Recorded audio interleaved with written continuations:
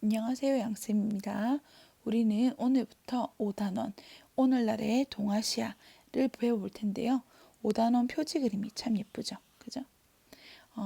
이 그림은 2016년 한중일 청소년 역사체험 캠프에 참여한 세 나라 청소년들이 평화의 소망을 담아 만든 그림으로 각 나라를 대표하는 아이콘들을 이제 주로 그려 넣었는데, 한국은 대한민국 국기가 아니라 한반도기를 그려 넣었죠. 그죠? 북한과 대한민국을 합친 상징이죠. 여기에 깨알같이 울릉도와 독도, 동해를 표기를 한 모습이 눈에 띄네요.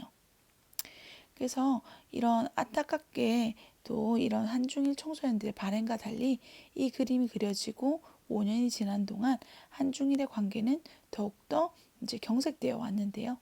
2016년 한국에 미국이 미사일 사드를 설치한 것을 계기로 중국은 한국 정부와의 외교를 단절하고 중국 내에는 이런 혐한 논쟁이 아주 거세어지기 시작을 했어요. 그리고 2017년 문재인 정부는 이전 정부가 아베 총리와 체결했던 위안부 합의를 파기하겠다고 나서면서 일본 정부는 그에 따른 경제적 보복 조치를 가하고 한국도 한참 일본 제품을 보이콧하며 맞대응을 했었죠. 2020년 전 세계가 코로나 유행으로 몸살을 앓을 때 이런 한중일의 이제 불안정한 외교 관계는 잠시 쉬어가기도 했지만 앞으로 한중일의 외교 관계가 어떻게 진행될지는 아직 불투명한 상황입니다. 이처럼 한국이 왜 미국 미사일 사드를 자국 본토에 선뜻 설치하게 된 것인지, 또 거기에 중국은 왜 반발했으며 일본과 한국 정부에게 위안부 문제는 어떤 것이길래 각국이 외교 문제를 넘어서 경제적인 공격까지 서로 감행하게 되었는지는 이번 5단원을 배우면서 자연스럽게 이해될 것이라고 생각이 돼요. 현재는 과거로부터 이어져 왔으며 미래로 나아가는 방향점이 된다는 E.H.카의 말 기억나시나요? 그것을 명심하면서 이번 5단원을 들어가 볼까 합니다. 오늘 우리가 배울 5단원의 첫 번째 큰 내용은 2차 세계대전 전후 처리와 냉전 체제 중에서도 2차 세계대전 전후 처리와 동아시아에 대해서 한번 살펴보도록 할 건데요.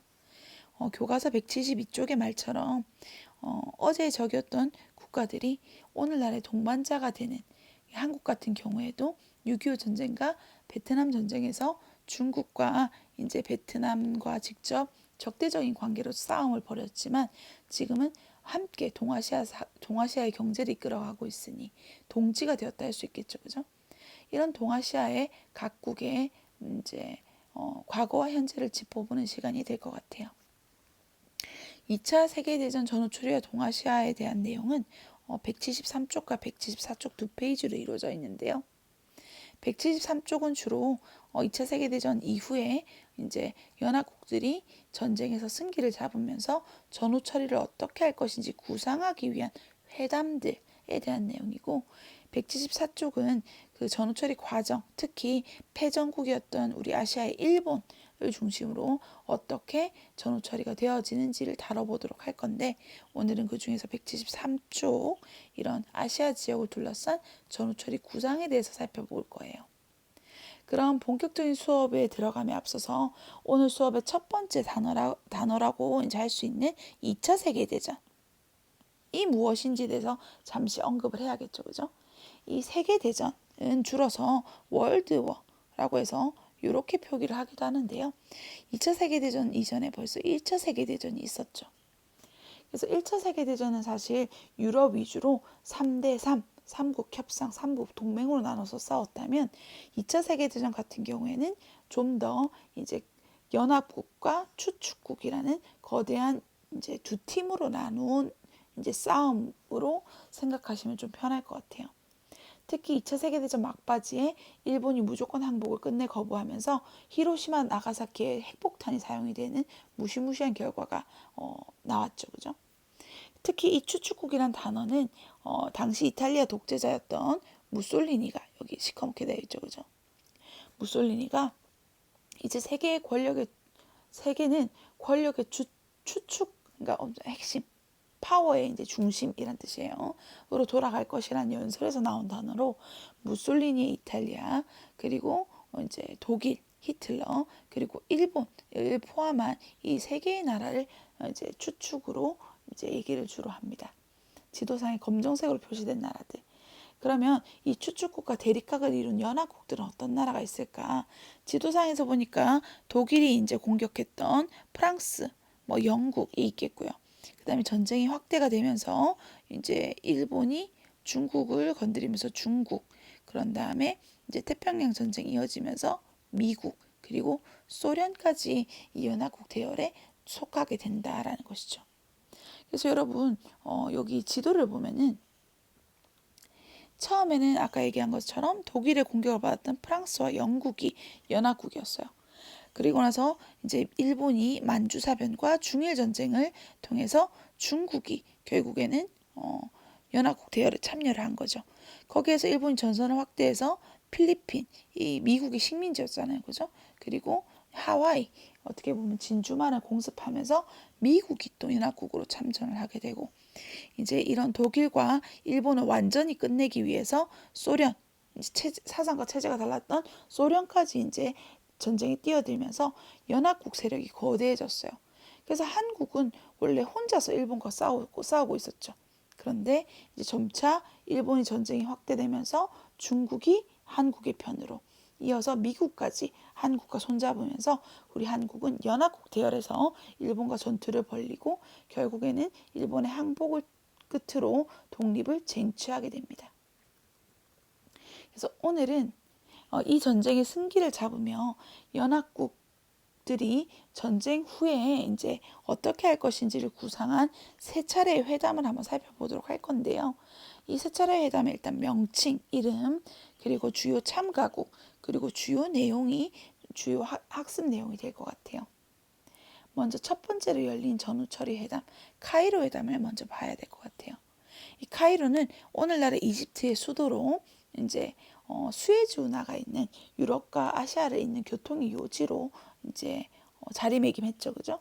이 첫 번째 회담의 주축 이제 멤버는 회담은 추축국의 핵심 멤버였던 이탈리아를 항복시키면서 성사가 되게 돼요.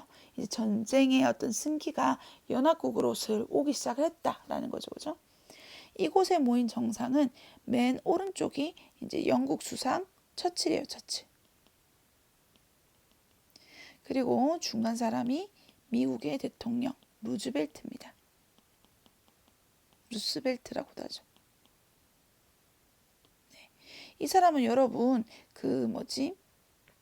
통합사회 시간에 한번 들어봤을 거예요. 1학년 때 미국 경제 대공황이 왔을 때 테네시 강에 이제 댐을 만들면서 이제 막 유효 수요를 창출했던 뉴딜 정책이 있었죠. 그걸 실시했던 대통령이 바로 이분입니다. 그리고 나서 맨 왼쪽에는 중국 현대사에서 매우 중요한 인물 중에 하나인 바로 장제스라는 인물이에요. 아무래도 중국 대표가 참여한 이 국제회담은 카이로 회담이 거의 유일합니다. 그러다 보니까 아시아에 대한 언급과 전후 처리에 대한 약속이 많았는데요. 일본의 항복은 조건 없는 항복이어야 한다는 것. 그런 다음에 일본의 식민지의 독립을 약속한다는 내용이 들어가 있는데, 여러분 일본의 식민지가 뭐 어디죠? 바로 한국이죠, 그죠? 그래서 한국의 독립을 약속한 최초의 조항이 바로 카이로 회담입니다. 네. 그러면 이 중국 사람인 장제스는 연합국 회담에 가서 왜 한국의 독립을 챙겨줬을까요? 뭐 장제스가 착한 사람이라서 오지랖퍼라서 아니에요. 이 장제스라는 인물은 이 한국의 독립운동사에서도 아주 핵심적인 역할을 한 인물인데 여러분 우리나라 육군의 뿌리가 뭐죠? 바로 한국광복군. 한국사 시간에 들어봤죠, 그죠? 이 한국광복군은 대한민국 임시정부 산하의 군대입니다, 그지? 그래서 이 군대가 이제 당시에 임시정부 같은 경우에는 일본군을 피해서 중국 본토를 막 돌아다니면서 도망가고 있을 때 무슨 돈과 힘이 있어서 중국 땅에 한국 광복군을 창설할 수 있었겠어요. 우리 독립운동가들의 헌신도 헌신이지만 이 한국 광복군이 창설되게 된 데에는 군자금과 힘이 없었다면 도저히 어려운 일이었겠죠, 그죠?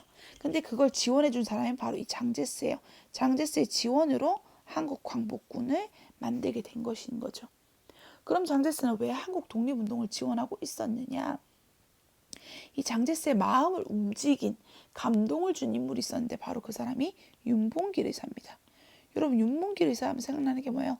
네, 도시락 폭탄, 물통 폭탄이죠, 그죠? 그래서 이 윤봉길과 그리고 이봉창 들어봤을 거예요. 이 두 분이 이제 한인애국단이라고 의열단체 소속이 돼 있었죠, 그죠? 이 한인애국단은 김구 선생님이 임시정부 활동이 침체기로 접어들자 이런 위기를 타개하기 위해 만든 단체인데요. 첫 번째 의거를 일으킨 이봉창 의사 같은 경우에는 일본의 심장부 도쿄로 직접 날아가서 히로히토 천황에게 폭탄을 날렸죠. 그래서 이 사건을 지켜봤던 중국은 그때 당시 일본이 만주 사변을 일으켜서 만주를 일본에게 빼앗겼던 터라 일본에 대한 심기가 상당히 불편해 있었는데 마침 이봉창의 의거를 보고 속이 시원했던가 봐요. 그래서 중국 언론에서 뭐라고 표현했냐면 이봉창의 의거가 안타깝게도 실패에 돌아갔다라는 기사를 내게 돼요. 이 안타깝게도라는 말 때문에 결국에는 일본이 이제 그것을 빌미로 삼아서 상하이를 공략하는 상하이 사변이 일어나게 됩니다. 만주 사변으로 만주를 이제 먹었으니까 상하이 사변으로 상하이를 먹었겠죠, 그죠? 그래서 특히 이제 상하이 같은 경우에는 일본 입장에서는 프랑스 조개지로 설정이 돼 있어가지고 대한민국 임시정부나 독립운동가들이 거기서 열심히 활동을 하는 게 눈에 가시였어. 너무 좋은 거야. 또 상하이는 얼마나 국제적인 도시입니까, 그죠? 그래서 이것을 축하하기 위해서 일본은 상하이 훈코 공원에서 대대적인 연회를 하게 되고 당시 일본의 이제 고위급 인사들이 대거 참여한 그 축하 연단에서 결국에는 이제 윤봉길 의사가 폭탄을 딱 투척을 하게 된 것이죠. 그래서 이를 보고 장제스는 중국 100만 대군이 하지 못한 일을 조선 청년이 하나가 해냈다면서 엄청 칭찬을 하게 돼요. 그리고 그때부터 한국의 독립운동에 이제 관심을 가지고 독립운동을 적극적으로 지원하게 된 것이죠. 사실 장제스의 속내는 그때 당시에는 중국 국민당을 이끌고 있었거든요. 우리로 따지면 민족주의 세력인 거죠. 공산주의와 반대되는. 그래서 당시 중국 공산당보다는 차라리 한국 독립군대와 연합을 해서 일본과 대항하는 것이 좋겠다라는 꿍꿍이도 있었지만 여튼 우리나라 독립운동사에서는 아주 획기적인 기회가 된 사건이었다라는 것이죠. 그래서 우리가 배우는 이 과목은 동아시아사. 그래서 세계회담 중에 유일하게 아시아 대표가 참여하고 또 한국의 독립을 언급한 이 카이로 회담이 너무너무 중요하다고 할 수 있겠는데 한 가지 안타까운 점은 이 카이로 회담에서 한국의 독립을 적절한 시기에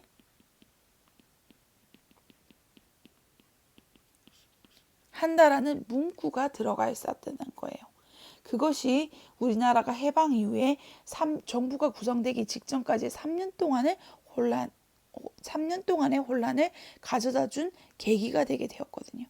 무슨 말이냐면 잠시 보고 넘어갈게요. 여러분 교과서 174쪽으로 한번 가보실까요? 가보시면 요 마지막 세 번째 문단이 바로 한반도 처리 문제를 둘러싼 논란인데 요 내용은 한국사 시간에는 아마 요 연표와 함께 아주 장시간에 걸쳐서 자세한 내용을 배웠을 거예요. 하지만 우리는 무슨 시간? 동아시아사. 그래서 한국사만큼의 깊이까지는 모르셔도 되지만 우리는 한국 사람이니까 이 카이로 회담의 적절한 시기라는 문구가 어떤 결과를 낳았는지를 한번 들여다봐야겠죠, 그죠? 그래서 듣고 선생님이 중요하다는 부분만 기억하시면 됩니다. 그래서 한국은 일본이 이제 패망을 하면서 자연스럽게 독립, 광복을 맞이하게 됐어요. 그런데 일본을 무장 해제시키기 위해서 교과서에도 나와 있지만 38도선을 기점으로 남쪽은 미국이, 북쪽은 소련이 진주를 하면서 분할 점령을 하게 되고 분단이 이루어지게 된 거죠. 자, 여기서부터는 TMI예요. 듣고 넘어갑니다. 이에 미국과 소련, 이제 나아가서 영국까지 모였어요. 어디서? 모스크바에서 한국의 미래를 둘러싸고 삼국 외상회의가 열린 거죠. 그때 이제 결정했던 사항은 그게 첫 번째 임시정부 소집한다. 그러면 두 번째 미국과 소련이 점령하고 있으니까 공동위원회 줄여서 미소공동위원회 그죠? 그걸 줄여서 미소공이라고 해요. 를 개최한다. 그리고 적절한 시기까지는 미영중소 4개국이 신탁 통치를 한다라는 걸 결정을 하게 됩니다. 이 소식을 전해들은 한국 사람들은 이거 정말 용납할 수 없다. 신탁 통치가 웬 말이냐. 우리나라가 35년 동안 일본으로부터 식민 지배를 받았는데 이런 신탁 통치 받아들일 수 없다 하면서 신탁 통치를 반대하는 이런 걸 반탁 운동이라고 들어봤을 거예요. 그죠? 이런 것들이 벌어지게 돼요. 특히 이런 신탁 통치의 주장을 처음으로 한 나라가 소련이다라는 소식이 전해지면서 이 운동은 반소 운동, 반공산주의 운동으로 전개가 되게 됩니다. 그래서 이제 소련을 지지하고 있었던 공산주의자들이 이게 어떻게 되는가 알아봤겠죠. 그죠? 근데 소련으로부터 들은 사실은 일단 이 신탁 통치의 주된 내용은 임시정부 수립이다. 그래서 이거 수용해야 한다. 그 다음 나아가서는 이 신탁 통치 내용은 내가 아니라 미국이 먼저 이것을 제안했다라는 사실을 이제 공산주의자들에게 전하면서 공산주의자들은 신탁 통치를 찬성하는 입장으로 이제 전환하게 됐어요. 그래서 반탁을 하는 사람들은 반소 반공의 민족주의자 김구 선생님이나 또는 이승만 선생님이나 이런 사람이 된 것이고, 이런 찬탁을 주장하고 나선 사람들은 어떻게 보면 이제 소련과 친하고 공산주의를 이제 어떻게 보면 지향하는 사람들이 된 것이죠. 그러는 과정에서 뭐가 열린 거야? 1차 미소공동위원회가 개최가 된 거예요. 그래서 1차 미소공동위원회에서 주로 이제 소련이 주장한 바는 뭐냐면, 야, 우리가 왜 신탁 통치를 반대하는 애들까지 데려가야 되느냐. 오로지 신탁 통치를 찬성하는 애들만 데려가자. 라고 해서 찬탁 세력만 데리고 정부를 구성하자고 얘기를 했어요. 이 말인 즉슨 친소 정부, 공산주의 정부를 수립을 하려고 한 것이죠. 그죠? 그러니까 미국은 이걸 수용할 수가 없어서 결국에는 뭐라고 했냐면, 야, 민주주의라는 게 뭐냐? 모든 세력을 품는 것이다. 그래서 찬성과 반대를 하는 모든 세력들을 데리고 하자. 찬탁과 반탁 세력을 모두 수용해야 한다라는 주장을 하게 돼요. 그래서 이들이 대립한 끝에 결국에는 미소공동위원회가 결렬되게 됩니다. 다시 만나야겠죠. 그게 바로 2차 미소공동위원회인데 그 중간에 미 군정이 노력을 했어요. 어떻게? 일단 사상 통합적인 정부를 만들어야겠는 거야. 근데 이미 국내에서 사상 통합을 위한 민족운동이 있었어. 그게 바로 여운형과 김규식 선생님이 함께했던 좌우합작위원회예요. 그래서 미 군정은 이걸 지원했다는 거죠. 근데 상황이 어떻게 전개되느냐? 그때 당시 이제 대통령이었던 트루먼이 우리 앞에서 이제 뒤에서 배워볼 이제 냉전 체제, 이제 더 이상 사회주의와 이제 자본주의는 같이 갈 수 없다. 이제 트루먼은 독트린 발표를 했어요. 나는 앞으로 이런 자본주의를 지향하는 자유 진영을 지향하는 나라들에게 지원을 아끼지 않겠다고. 그러면서 냉전 체제가 더욱더 심화되게 된 거예요. 분단되게 된 거야, 서로가. 그러니까 이제 굳이 미국의 입장에서는 한반도에 단일된 이제 정부를 수립해줘야겠다는 필요성이 없어진 거죠. 그래서 정말 그때 마침 여운형이 또 암살이 됐어요. 그래서 이거를 미군이 암살했다라는 어떤 설도 있어요. 그 설이에요, 설. 그런 과정에서 결국은 2차 미소공동위원회가 열리게 된 것이죠. 그래서 2차 미소공동회에서는 의견이 똑같았어. 역시 대립했죠. 그죠? 그래서 결국에는 이 문제가 결렬이 되게 되고 1차 미소공동회의원회도 2차 미소공동회의원회도 한반도 문제를 해결하지 못하자 미국은 이 문제를 유엔으로 이관하기를 요청하게 됩니다. 소련은 반대했어. 왜냐하면 유엔은 그때 당시 가장 입김이 셌던 나라가 미국이었거든. 근데 이제 이런 소련의 이제 어떻게 보면 의심에 맞아떨어지는 결정이 났어요. 이 유엔에서 뭐라고 결정했냐면, 여러분 아마 들어봤을 거야. 그러면 한반도의 선거는 인구에 비례해서 총선거를 실시해라. 근데 요거는 북한 입장에서는 정말 불리해요. 여기 적혀있죠. 북한 입장에서 불리. 소련도 열받아. 왜? 여러분 북한은 인구가 어떻죠? 적죠. 왜? 산지가 많잖아요. 그러니까 인구 비례에 따른 총선거로 정부를 구성하면 당연히 남한 위주의 정부가 미국에 유리한 정부가 구성이 되는 거예요. 그래서 결국에는 유엔에서 이제 한국 임시위원단을 이제 인구를 조사를 해야 될 거 아니에요. 그죠? 파견을 했는데 북한과 소련은 이들의 입국을 거부합니다. 그러니까 결국 유엔 소총회에서 그럼 선거 가능한 지역에서만 총선을 실시해라 라고 하면서 대한민국 임시정부가 수립이 되고, 결국에는 이 이후에 북한 정부도 이어서 수립이 되면서 우리나라는 본격적인 분단이 이루어지게 된 것이죠. 이 부분이 여러분 교과서에 나와 있을 겁니다. 남한에서는 결국에는 이승만이, 북한에서는 김일성이 수상으로 하는 단일 정부들이 각각 등장을 하면서 분단이 어떻게 되면 되게 되었다. 그래서 이 카이로 회담의 적절한 시기라는 이 적절한 시기에 한국을 독립시킨다는 문구, 그것이 분단을 이루어진 한국인으로서는 정말 안타까운 대목이 아닐 수가 없겠어요. 이후 연합군은 이 노르망디 상륙작전이라고 들어봤죠, 그죠? 이 노르망디 상륙작전에 이제 성공을 하고 이 독일이 점령했던 프랑스 파리까지 회복을 하면서 독일의 기세를 확 꺾어버리게 돼요. 그리고 독일의 패망이 가까워지자 다시금 회동을 한 것이 바로 이 얄타 회담입니다. 이 얄타는 크리미아 반도의 휴양지로서 소련하고 가까운 지역이에요. 그래서 여기에 모인 이제 정상들은 왼쪽에 이제 영국의 수상 처칠, 그리고 중간에는 미국의 루즈벨트, 그리고 새롭게 바뀐 멤버, 이 사람이 바로 소련의 지배자였던 바로 스탈린이에요.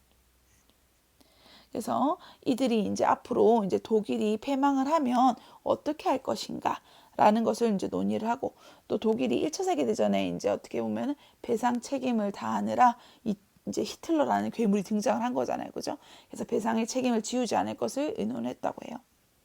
그리고 나서 이제 지지부진했던 아시아 전선에 이 소련 군대가 참전할 것을 결정을 하게 됐는데, 이때 당시 루즈벨트 아저씨가 이제 필리핀의 사례를 들면서 한국도 신탁 통치를 하는 게 어떻겠느냐고 미국이 먼저 언급을 했어요. 화납니다. 그죠? 그래서 이 사건을 계기로 동아시아 전선은 이제 소련의 참전으로 일본에게 더욱더 불리하게 돌아가게 됐겠죠.